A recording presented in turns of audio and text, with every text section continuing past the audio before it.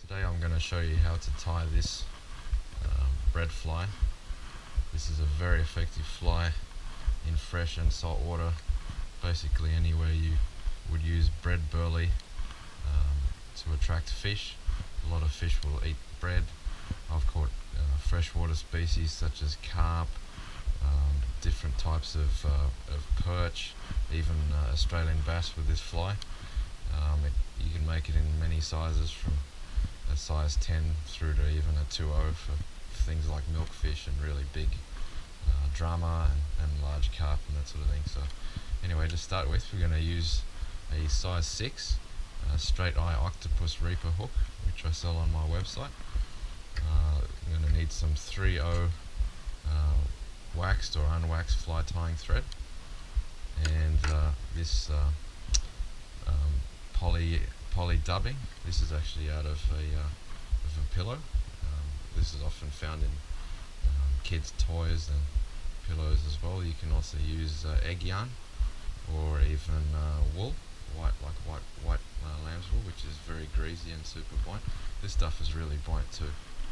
So first off, if you want to make this fly sink, you should wrap some lead wire on the shank first before you tie the thread on.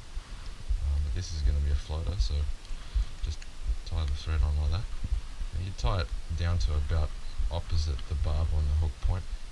It doesn't really matter too much. You can start it up further if you wanted to make a quicker, less buoyant fly. And just take a little pinch of this poly yarn. Just wrap it over the hook shank so it's kind of even. Take a loose wrap on it, about halfway across the material. Pull down on it. Another 3 wraps on the top, and another 3 over, and then add another piece. And it does help to use a rotary vise for this, but this material is quite mobile on the hook shank, so it tends to wrap around fairly easily. And then same thing again. And just repeat the process. Obviously for a bigger hook you'd use more, and it does take a fair bit longer to make a bread fly when it's bigger. So just take your time with it. Again, the secret is not to use too much material.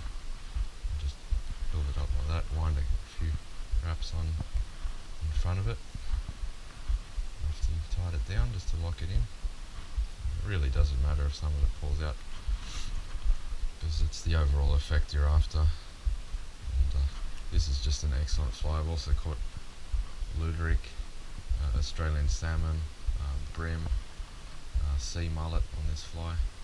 It's a very effective fly, and just a staple in my fly box when I fish off the rocks, or even if you want to burley over reefs and fish this one down on a sinking line.